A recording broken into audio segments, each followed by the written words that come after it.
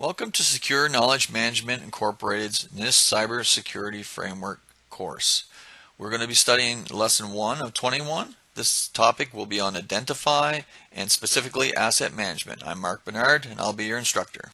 In lesson number 1, we're going to be talking about asset management, and we're going to be looking at 6 specific areas within asset management. We're going to be looking at physical devices and systems within the organization to ensure that they're inventoried. We're also going to be looking at software platforms and applications within the organization to ensure that they are inventoried. We're going to be looking at organizational communications such as telecommunications and data flows to ensure that they are mapped. We're going to be looking at external information systems to ensure that they're identified and cataloged.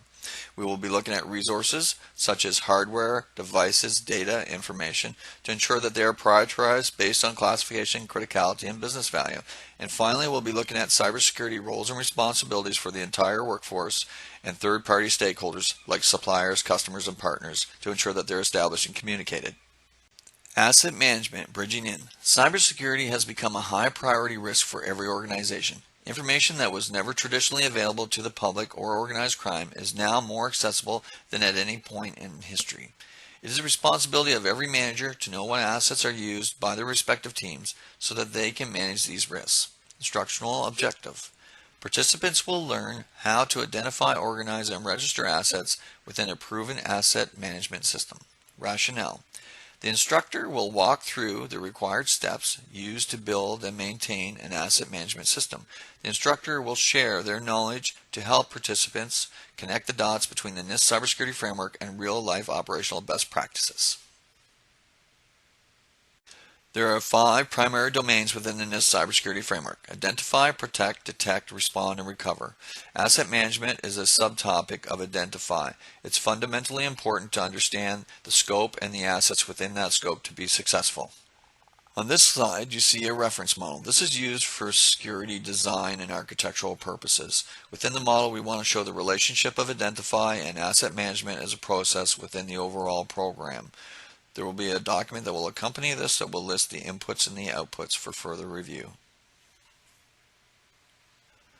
The cybersecurity program has strong linkages to quality management. The father of quality management once said, "You can't manage what you can't measure." And it's so true with asset management. Why is asset management so important? In the following slides, we're going to go through a couple scenarios to help explain. In this case, we're talking about zero-day vulnerabilities. Without an inventory of assets, you will not be able to prevent your network from becoming infected, going offline, or potentially becoming breached. Time is a factor during live instance. There will be no time to do an inventory. You need a response plan based on the current inventory of assets, and it must be pre-incident tested. Why is asset management so important? In another scenario where we have a merger, an acquisition, or onboarding of a new supplier, without an inventory of assets, you can never mitigate known vulnerabilities with 100% confidence. If you are involved in mergers and acquisitions or onboarding a new supplier, your executives need to understand the risk involved. Executives expect you to know. Executives want to control the risk and do not want the risk to control them. No surprises is usually the rule. In yet another scenario, why is asset management so important? Incident management, investigations into root cause, and evidence gathering and a return to normal depend on asset inventories. Without an inventory of assets, you cannot prevent the destruction of valuable evidence or feel 100% assured that residual trojans or remote command and control malware have been eradicated from your environment. Incident management is a time-sensitive process, and having a tested plan is half the battle. Maintaining an asset inventory of your known infrastructure will be extremely valuable to maintaining trust with partners, shareholders, and stakeholders. Asset management can be defined as the process of recording and maintaining an asset inventory for your organization. Each asset contributes to the delivery of services and/or products. The inventory of assets can be categorized into 6 groups that will streamline risk management and vulnerability management processes. These groups are people, information, software, hardware, telecommunications, and facilities. The benefits in registering assets into these 6 groups is based on the fact that they all share common vulnerabilities. Each asset is critical to delivering your organization's services and/or products. You can save money and time because when you fix a vulnerability for one group, it will affect all assets within that group. There are many benefits with asset management, and some of those benefits listed on this page will help engage managers and employees so that they support the process. Asset management facilitates financial reporting of tangible assets. These assets depreciate over time and the organization writes off the depreciation value. An accurate inventory will help that process. Maintenance contracts are based on assets, which need to be maintained by manufacturers and replaced when they reach end of life. Accurate records help expedite the accounting and maintenance processes. They also help the executive team do forecasting on the spends and manage their own budgets. Intelligent decision making is based on accurate asset inventories. This includes maintaining the investment in cybersecurity spends. The value of cybersecurity controls should never exceed the value of the assets being protected. And the last bullet is allocation of asset depends on accurate asset inventories. In some cases, like cloud computing, assets could be 100% committed. In other situations, it may be a percentage. If the asset is partially allocated, we need to know the dependencies. Over the course of the following slides, we're going to drill down more into assets so that you have a better understanding of the associated risks. There are 6 main groups of assets that are needed to provide any service or product. They are humans, information, software, telecommunications, facilities, and hardware. The first asset we're going to talk about is hardware. On this slide, I've provided some examples: routers, switches, servers, tablets, laptops, desktops, smartphones, air conditioning, UPS, CCTV, access control systems, etc., and so forth. Some of the threats are common. They're always human: foreign governments, organized crime, competitors, third parties, contractors, hacktivists, and terrorists. Some of the vulnerabilities include software defects, microcode defects, maintenance backdoors, misuse of privileged user accounts, water, fire, electromagnetic pulse, misconfiguration, earthquakes, etc. On the stack, I've identified at specific tiers what could affect hardware. It's very similar to other products. Security obviously affects hardware, utilities, the patches that happen, the operating system. This could all affect hardware and create a problem or a risk for you to deal with. On this slide, we're talking about software assets, and some of the examples are enterprise resource planning systems, productivity tools like Microsoft or OpenOffice, utility programs, third-party tools, firewall applications, antivirus applications, access control systems, CCTV systems, air conditioning systems, biomed devices, SCADA, etc. Some of the threats are again human-based: foreign governments, organized crime, competitors, third-party contractors, hacktivists, and terrorists. You'll identify which are specific and what priority when you do your risk assessment. Vulnerabilities include software defects, misconfigurations, maintenance backdoors, misuse of privileged user accounts, electrical magnetic pulse, water, fire, earthquakes, etc. On the technology stack, I identified that each tier actually is run by software, so each of them are vulnerable to software risks. In the next group of assets, we're going to be looking at telecommunication assets. Some examples are routers, switches, patch panels, microwave dishes, repeaters, cabling, and etc. The threats to telecommunication assets include foreign governments, organized crime, competitors, third-party contractors, hacktivists, and terrorists. And some of the vulnerabilities that these threats exploit include software defects, microcode defects, electromagnetic pulse, misconfigurations, interception, eavesdropping, maintenance backdoors, misuse privileged user accounts, water, fire, earthquake, etc. In the technology stack, I tried to identify where it is that telecom has these vulnerabilities, and usually it's within the security, the utilities area, also with the patches on the hardware and the microcode on the hardware.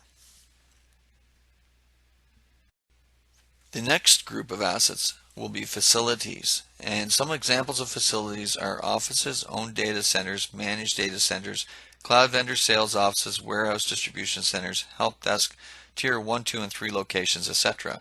The threats to facilities include foreign governments, organized crime, competitors, third-party contractors, hacktivists, and terrorists, and those will be evaluated and prioritized when you do your risk assessment assignment coming up in the next lessons. Vulnerabilities include poor design, poor location, planning, inadequate fire suppression systems, shared space, co-locations, managed facilities, poor maintenance contracts, strikes, civil unrest, water, fire, earthquakes, etc. The technology stack includes security, utilities, patches, and patches to the microcode on the hardware, because most facilities are run with software now, so software will be important, and some of the vulnerabilities from that will affect how you manage your facilities. Now, we are taking a little bit deeper dive in facilities in the next two assets. They are not covered under NIST Cybersecurity Framework. The next asset are humans. Some examples are employees, third-party professionals, suppliers, trusted advisors, outsourced personnel for tiers 1, 2, and 3 support, independent contractors, etc. Some of the threats to humans are foreign governments, organized crime, competitors, third-party contractors, hacktivists, and terrorists. And again, these will be evaluated when you do your risk assessment in the upcoming lessons. The vulnerabilities to humans include poor succession planning, social engineering, poor communication, weak policies, procedures, and standards, strikes, civil unrest, water, fire, earthquake, etc. On the technology side, I haven't identified anything because we are talking about humans, and humans are organic. Humans are not included in the NIST Cybersecurity Framework, but they are fundamentally important and they need to be considered when you do your risk assessment. Last but not least, the final group of assets are under information. Information is not well understood in the security spectrum, and a lot of times security focus on technology security rather than information security. Information security is not actually singled out in the NIST at all, so this is additional information that will help you understand the situation better and deal with it more effectively. Probably the most important asset you will learn about is information, and you'll find out in the next few slides why. Information comes in a lot of different formats. It comes in people, technology, visual, graphic, organic material, electronic media, hard copy. The threats are similar. Foreign governments, organized crime, competitors, third-party contractors, hacktivists, terrorists. Vulnerabilities include poor quality, unverified, unvalidated, not scrubbed, migration errors, parsing errors, truncation, input errors, electronic media, pulse, electrical magnetic pulse, misconfiguration, earthquakes, etc. In the technology stack, all areas are concerned with information, so we will look at each in the next slide. On this slide and the next couple, we're going to drill much further down into what information actually is. What are information assets? Here are some examples.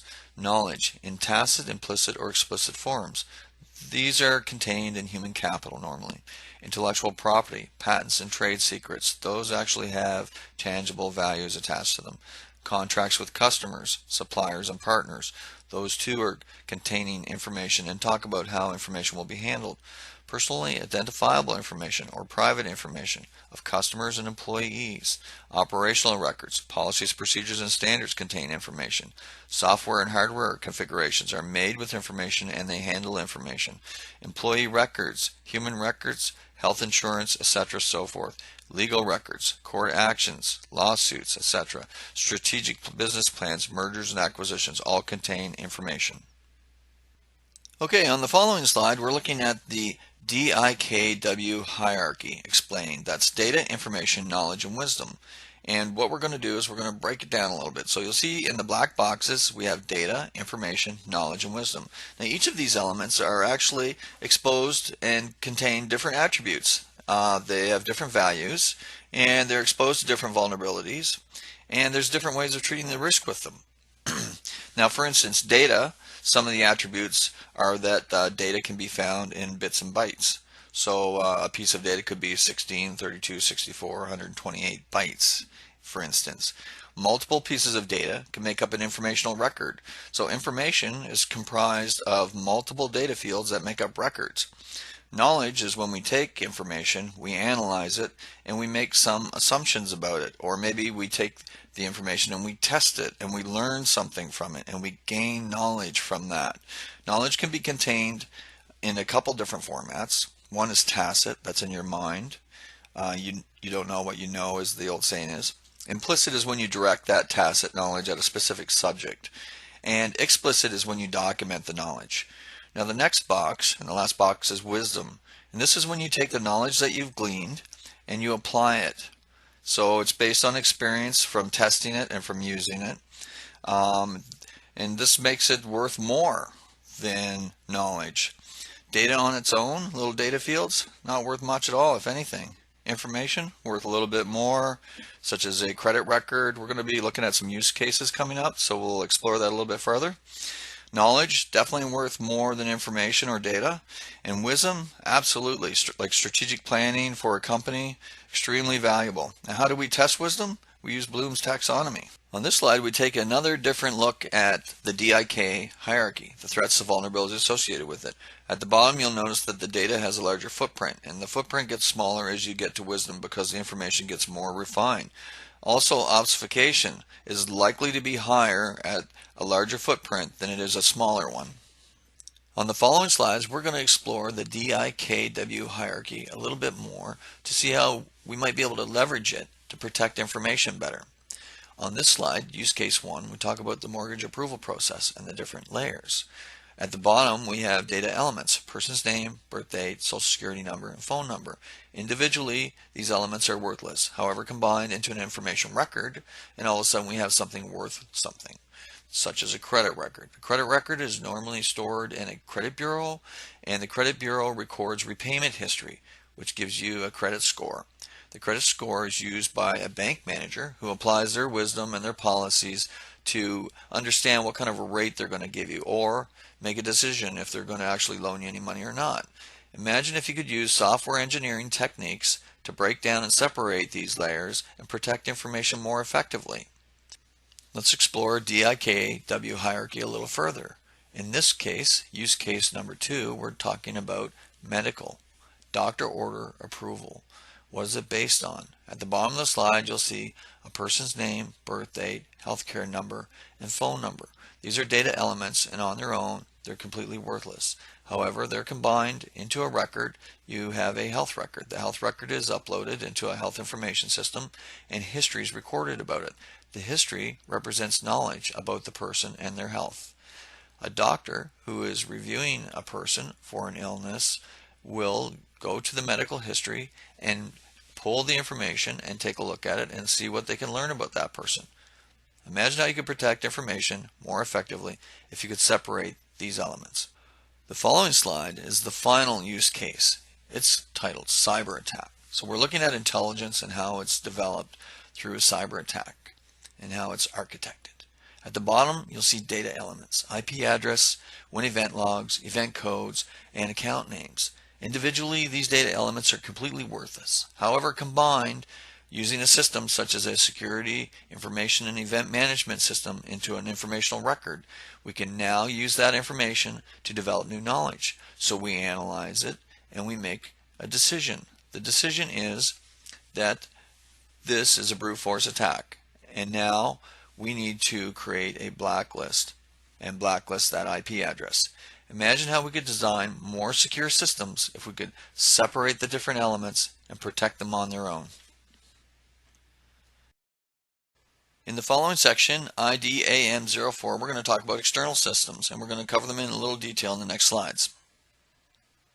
We are talking about external systems on these slides. What are they? Where are they? And how do we register them are important questions to get answered. On this slide, I've documented a network. I've separated an enterprise network from the internet part in the middle. So when we communicate between sites over the public network, over cyberspace, our data traverses that part. However, external systems could also sit out there, such as in a cloud facility that we're using to hold our servers, such as a co-location, or maybe we're sharing server space with other people. We need to register those systems. The best way to do that is probably through procurement, but you might have to do some analysis and some scanning, such as data flow analysis, in order to get to the bottom of it. We are talking about external systems. On this slide, I've documented the technology stack again. This is one of my favorite slides. I like to use it to pinpoint a number of issues. Okay, so with external systems, why do we care? Well, for a couple of reasons. Data gets processed on these systems that are external. It gets stored sometimes on these external systems. Also, it gets transmitted across external systems. And that means that it could be exposed to interception or damage or loss or theft. There are lots of vulnerabilities associated with these systems. Some operating systems like Android are exposed to the vulnerabilities that you see displayed here. We're talking about external systems. On this diagram, I identify a number of controls that are used to mitigate risks. Threats exploit vulnerabilities. Some vulnerabilities are known, while some are not. I like to use proven frameworks like the NIST Cybersecurity Framework or the ISO 27701 because it's based on the experience and knowledge of thousands of professionals. I use the same framework to evaluate risk with external systems, and the output of that helps me to create a risk registry which I can use for service management, procurement, mergers, or acquisitions. On the following slides, we're going to talk about ID.AM-5, resources, classification, criticality, and valuation. In this section, ID.AM-5, we're talking about the difference between intangible assets and tangible assets. Intangible assets are not physical in nature, such as corporate intellectual property, trademarks, business methodologies, goodwill, brand recognition, are all common intangible assets versus tangible. Tangible are the kinds of things that you can see, like machinery, buildings, land, hardware, software. These are the two different types of assets that we'll be talking about and evaluating. During the risk assessment, we'll apply a slightly different technique in case you cannot distinguish between tangible and intangible. It will be difficult to evaluate and put a price on information or knowledge, for instance. We're continuing to talk about ID.AM-5, resource classification, criticality, and valuation. On the previous slide, we talked a little bit about valuation. On this slide, we're going to explore a little bit more about the decisions around information handling to help get to criticality and classification. When information comes into the environment, whether we create it ourselves or we buy it or rent it or borrow it from customers, a number of decisions are made. These decisions have risk associated with it. So when you do your risk assessment, you'll evaluate these a little bit. Many times, security standards are created around the information lifecycle, and an information handling procedure is implemented and communicated out to the staff. Some of the decisions include whether to collect information or delete it or destroy it. We're continuing to talk about ID.AM-5, resource classification, criticality, and valuation. And we've talked about valuation, and we've talked a little bit about the life cycle of information. On the next three slides, we're going to talk about a classification schema, including the security controls and matrix. This is a 4-class system, and this is what happens generally after you've done a risk assessment, determined the risk associated with the information, and then you've come back and you've said, here are the type of the controls that need to be applied in certain situations. Those situations are when information is classified as public, operational, confidential, or restricted. Some of the decision points where information is being handled are granting access rights, which the owner always does, network access control, storage on servers, storage on removable media, physical removal, duplication of information or copying, faxing, transmission over the internet, transmission over FTP, or transmission over email. And if you move across the matrix, you'll see a number of different controls. For instance, transmission over email for sensitive information must be encrypted. We're continuing to review the classification schema, including the security controls for 4-class system: public, operational, confidential, and restricted. If we move down the column, we'll see transmission over wireless for public is not restricted. However, under restricted classification, it must be encrypted. Disposal, ordinary trash can for public. However, if it's confidential, it must be shredded. Third party, external party disclosure, no restriction for public. Electronic media labeling, release date plus classification. Hard copy labeling, release date plus classification. Physical mail handling, only one envelope with no markings for public, whereas if it's restricted, the address to a specific person but the label only on the inside of the envelope. So we keep it really secret. This is a really useful table, and it is available in a digital copy so you can edit it when you register for the course. The third section of the information classification schema talks about information handling activities involving the tracking of a process, human resources type information, remote access, desktop access, and laptop access. Under the classification of public, there are no restrictions. However, if you move over to the far right, you'll see for tracking purposes, recipients have to be named, copies have to be made, and location addresses have to be documented. As well, if you look at laptop restrictions and you look over under restricted column, you'll see restricted access is required. USBs and DVDs and IRs must be restricted. So there are several security controls that get implemented when the information is more sensitive. This is where we tie a number of concepts together, and in the next slide we'll be talking about information handling and how we combine classification with security standards. Over the course of the next 11 slides, I'm going to be explaining in detail a process known as the information handling and classification practice. This process is instrumental in training users both in the front office and the back office in the sensitivity of information and what type of security controls must be implemented. It's also compliant with several regulations. This has been specifically designed, and I'll pinpoint those, such as the SSAE 16 for domestic integrated controls over financial reporting, and also the ISAE 3402 for international businesses doing business in the U.S. and their financial reporting. They must have these controls in place, so the practices have to be compliant with the same type of framework that I'm about to unveil to you. On this slide, it's the standard template, and this is the first page. With most quality documents, we need to record changes when they happen, who made them, who reviewed them, and approved them. That's all recorded here. The header has the company name, the practice name, some coding that's used for the name, and at the bottom we have the classification of this information, this process, so we know who can access it, who needs to see it. On this slide, we review the Level 1 description of the information handling practice. It's based on the ITIL standard for practice documentation, so we have a number of common sections through every practice. We have the practice name, a description of the practice, work tasks involved, work steps if any, roles and responsibilities, the scope of the practice, the frequency that it's executed, any known constraints, any known dependencies, also the inputs and the outputs, the integration part with other processes, and the workflow. All of these will be described in more detail in the next couple slides.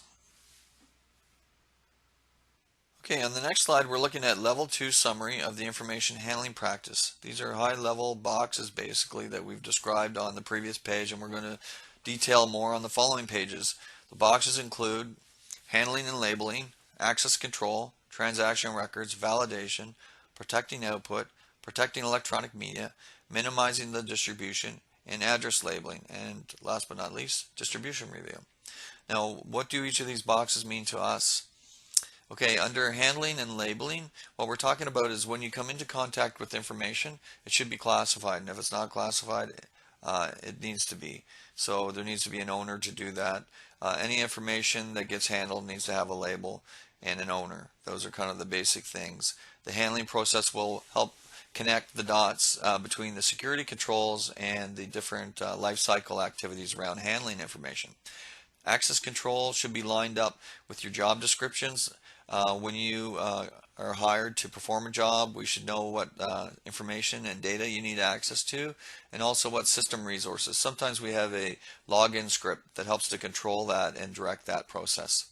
Transaction record refers to auditing logs, so when adds, changes, deletes, and views happen within the system, they get recorded in the system, especially for privileged users, and this is just to provide another level of integrity so that if an accident happens, we can go back and take a look at why it happened.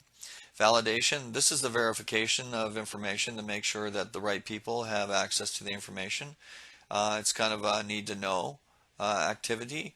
It's also to verify that the decisions made around authorization are correct and that the right people are accessing the right information. Protecting the output. In some institutions I've worked in, organizations, they have a separate printing room. We don't want to locate the printer where if something gets printed out inadvertently that someone has direct access to it that shouldn't have it. That could be a breach or a disclosure. Protecting electronic media. The same can be said. Once we copy information over to some portable media, it needs to be encrypted or protected with biometrics or a password or something to avoid unauthorized disclosure. Minimizing the distribution, again, need to know basis. Who needs to have access to the information to do their job should have it. Whoever else doesn't need it should not. Address labeling, this is something that we put on the outside of containers to make sure it gets to the right place. And distribution review, that's to make sure the manager is looking at the audit logs and the access control at least semi-annually or annually to make sure the right people have access to the information that need it to do their jobs. The next slide talks about level 2 descriptive narrative, and basically it's the explanation that I gave you for the blocks on the previous slide, so feel free to read through these at leisure.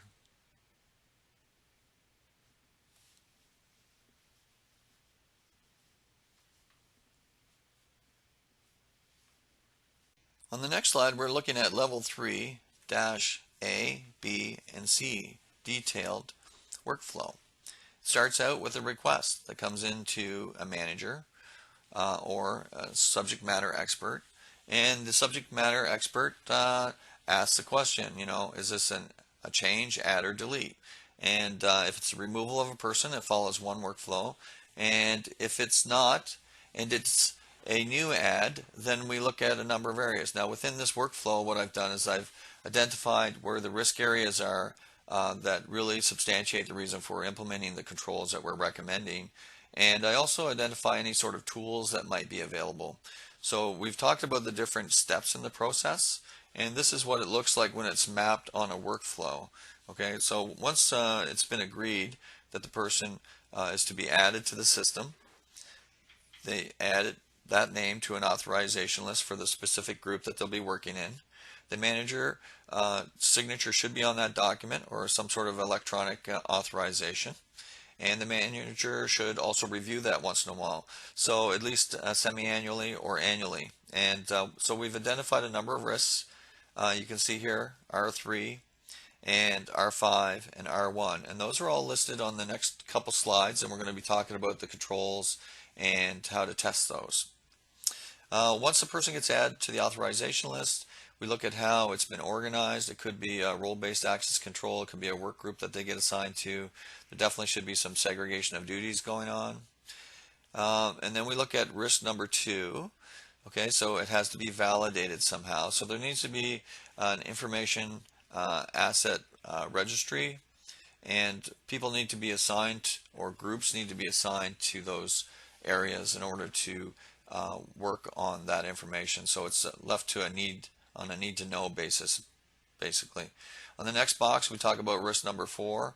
So apply document control security standards. So this is the classification schema and how it gets added to the various objects and the information that the person is working on. And then there's a release that happens. So that release is to basically follow up with the hiring manager and let them know that that employee is good to go and that they can start working on the. Okay, on the next slide, we're going to be looking at level 3B, threats, impacts, and mitigating controls in the information handling process. Now, along the assessed threat risk column, you'll see loss of confidentiality is mapped back to the R1 that you saw in the previous workflow.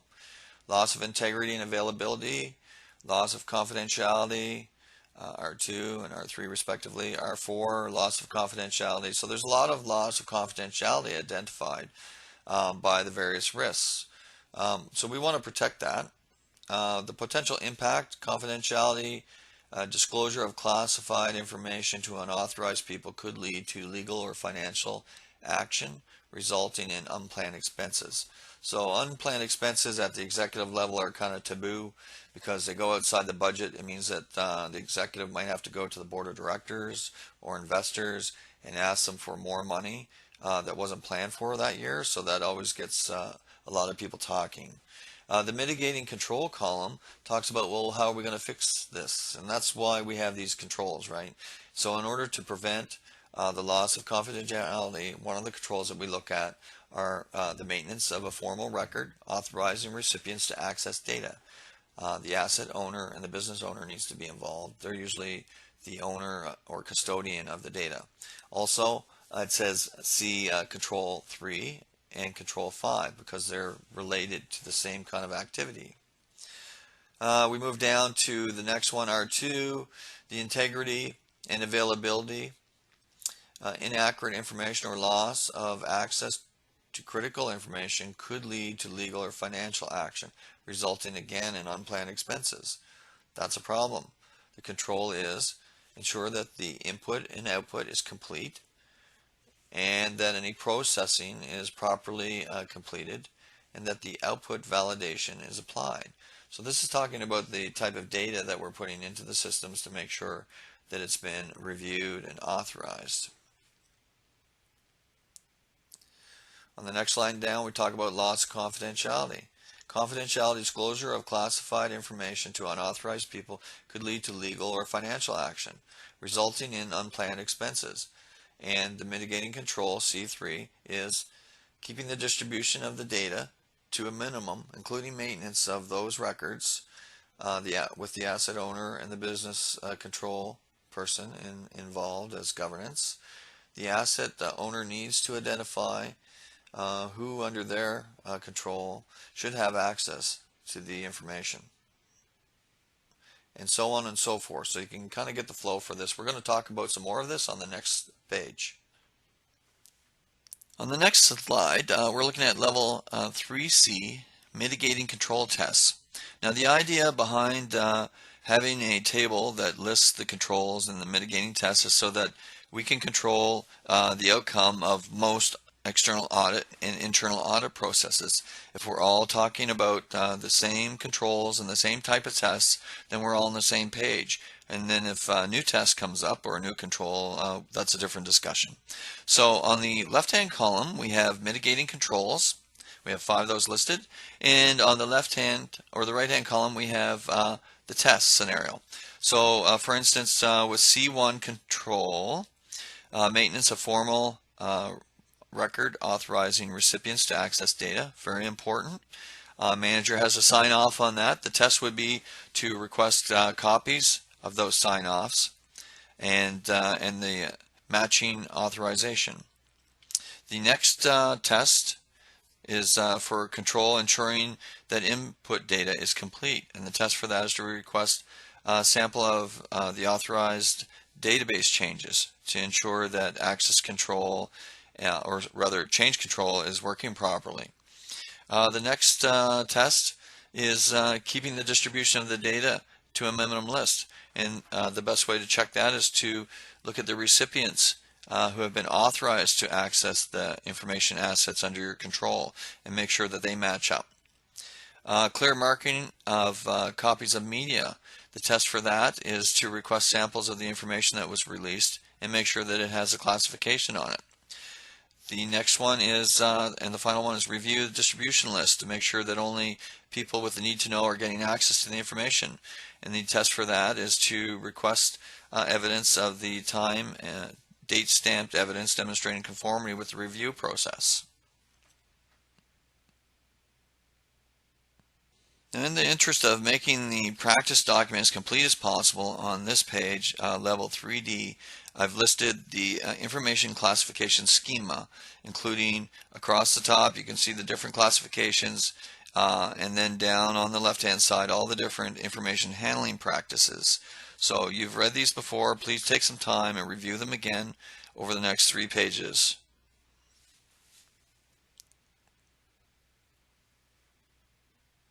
In the interest of having a complete practice, again, this is page 2 of 3 of the practice that just focuses on the classification schema and the information handling activities.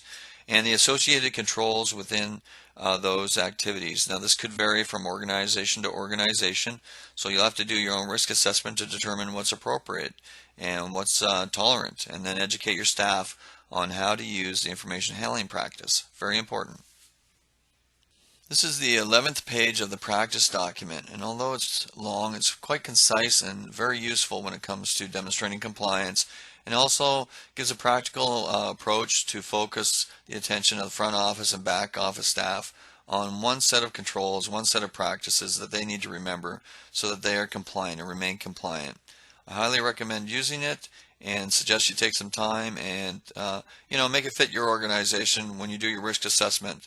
Identify what are the risks and the controls that need to be in place for information handling, and then take some time and modify this. If you register, you get this practice in an editable format. In the next section, we're going to be talking about ID.AM-6, Governance, Roles and Responsibilities. This will be extremely focused on asset management and nothing else really, because we have two other sections coming up for business and governance that will deal with governance on the broader scale. ID.AM-6, Workforce Roles and Responsibilities for Business Functions, including cybersecurity, are established. And in this case, we're talking specifically about asset management. If you're an ITIL shop, then you probably already have an asset manager. Having an asset manager is important. Having a database to put your assets into will help you identify what the risks are in your association, also to respond quickly when there are vulnerabilities like zero-day attacks or penetrations into your network. For each of the roles that will be used within the cybersecurity program or asset management, there should be formal job descriptions that you'll have to work out with your human resource and talent acquisition people. These job descriptions should have some very specific skills that you'll need for the incumbents to help you with your program, but also some soft skills for the leaders who are going to become leaders in your program. On the following slide, I've created a skills matrix for the NIST Cybersecurity Framework, and I've mapped the current skills and the target skills on the chart using Bloom's taxonomy. You'll hear me talk a lot about Bloom's taxonomy. I used it in college to teach, and it's a proven framework that's used around the world, published in 23 languages. This will help identify the players on your team and plot a path for them in their career development as they help you move the program forward. I loosely based it on the NIST Cybersecurity Framework, the way it is, and the skills that are identified within it.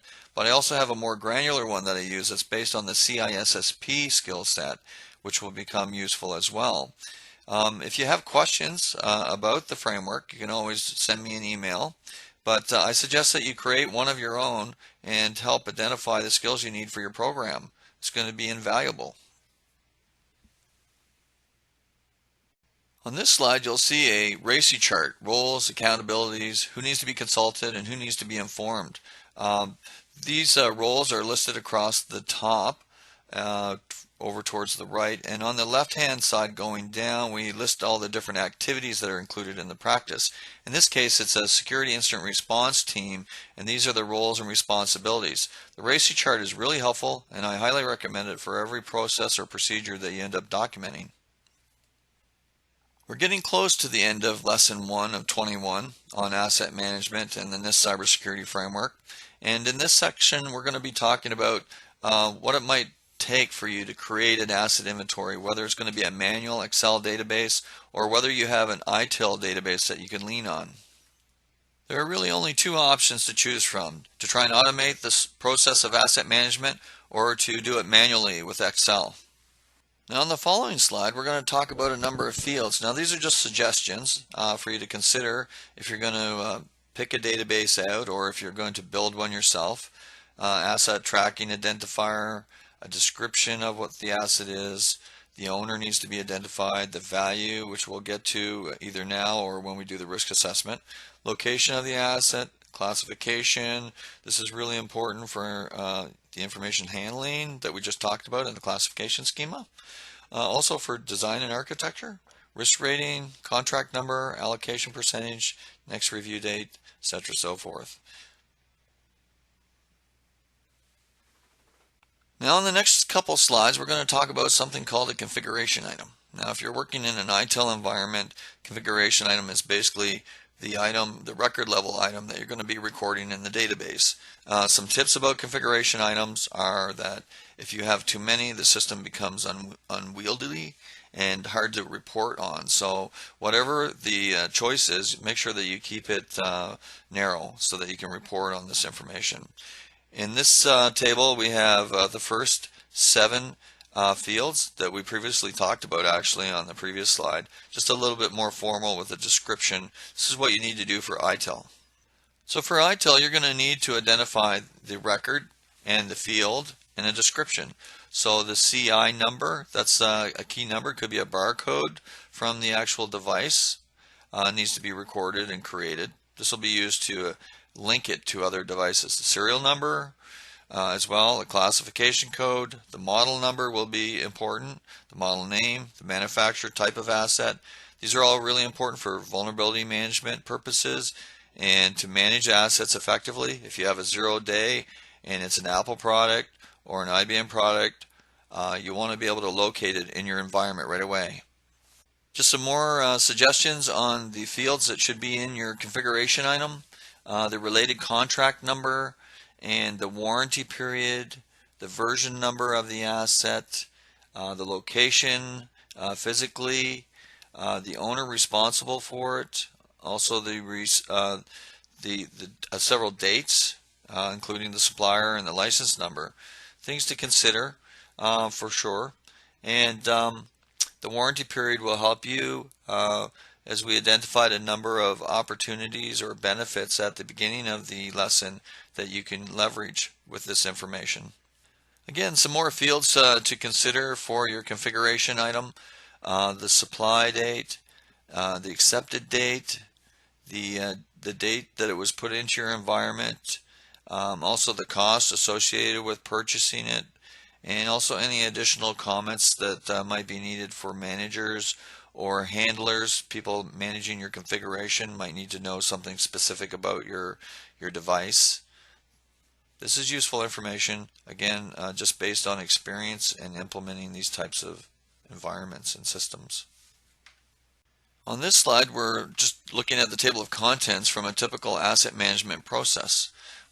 It'll need to include the purpose, scope, business requirements, asset management policy, acceptable use, classification, inventory of assets, control of assets, categories of assets, the asset database requirements, like some of the configuration items we just talked about, the dependencies within those assets, also roles and responsibilities, allocation of assets, and asset ownership, delegation of asset, and exemptions, if any apply.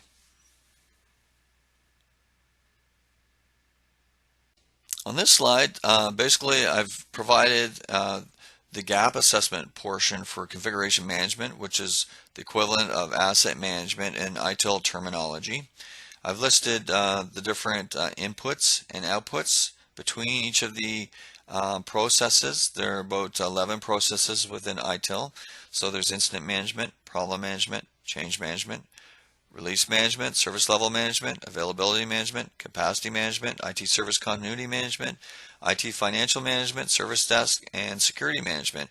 Each of these have an input and an output between asset management that you should be aware of so that you can help leverage some of those processes and make them work properly. I created the following exercise to give you an opportunity to use some of the skills and knowledge that you've gleaned so far in this lesson on ID asset management.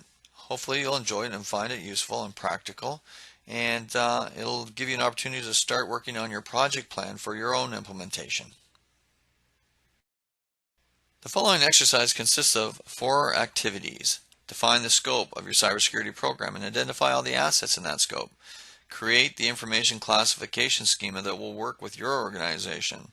Also, create a RACI chart and define the roles and responsibilities for your group. And finally, start work on the STAR chart to identify where you are today and where you plan on being by the time you finish implementing the NIST Cybersecurity Framework. On this slide, I've tried to give you some ideas about how I might tackle this. I love bubble charts. They're very clear. Most executives I've worked with also love bubble charts, so I'd suggest you start with a bubble chart. Your program's going to wrap around the outside, but then try and identify all the assets, including the sites, within that scope. Part 2 of your assignment is to create an asset classification schema. I'll give you a tip. One of the easiest way to do this is first do your inventory of information holdings. Once you know what kind of information you have, it'll be easier for you to scope out and make recommendations on what the classification schema should look like. The third part of your assignment will be to fill in and populate a RACI chart. Identify the tasks and activities that are going to go on in your asset management process and who's going to be responsible for them. Don't forget to identify who needs to be consulted, informed, and who will actually be doing the work and who will be accountable ultimately. The fourth task in the first exercise of Lesson 1 is to begin building your NIST Cybersecurity Framework profile, identifying how risk management, if it is integrated within your process for asset management, identifying if third parties are involved and if they're communicated to, and also the integration portion of risk management and how that's managed. This is an important step moving toward your profile. Plot where you are today and identify the target for your organization tomorrow. We'll do this for each of the exercises coming up. We're almost at the end of Lesson 1 of 21. 20 more to go, but we have a quiz for you first because we just want to check to see how we did on transferring the knowledge for the NIST Cybersecurity Framework and asset management. So here we go.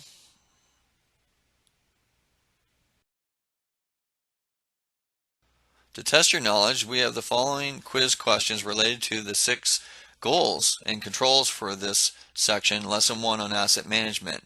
Number 1. What types of physical devices and systems have you identified as part of this exercise? Number 2. Have you identified all software applications used by your organization? Number 3. Can you list all the types of telecommunication assets in use?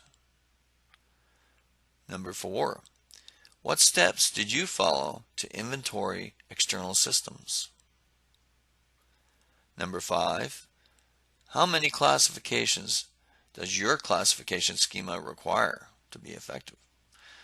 Number 6. Have you documented the roles and responsibilities for asset management? Now take your time and answer these questions carefully. Think about it for a moment and decide, did you get the information that you needed to answer these questions? And if not, how much you go about finding it. If it's never been done before, it will be a bit of a challenge for you, but you will be successful in the end, especially if you follow my approach. I've done this many times. Implementing program for security and information handling is a big step for many organizations. Let's see what you can find out, and let's see how you do on our quiz.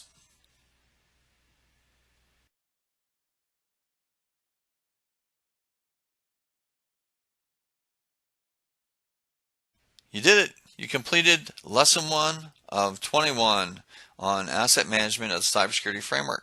Now, if you want to complete the next 20, I suggest that you go to my website and register for those. Okay? I hope you enjoyed this lesson, and I want to thank you all for your time and patience. Send me emails if you have questions. On this slide, there's a short list of documentation that's related to asset management that might help you further with your program. Good luck! Hope that you join me on the next 20 lessons so we can build out your program, build up your project management process, and be successful together. You won't be expected to write a test this time because it's a free module and you haven't registered yet, but after you do register, we probably will have you write this test. So here's an outline of what it will look like, and we'll find out how much you've learned from this module by doing this test. All the best, and thank you again for your time. God bless.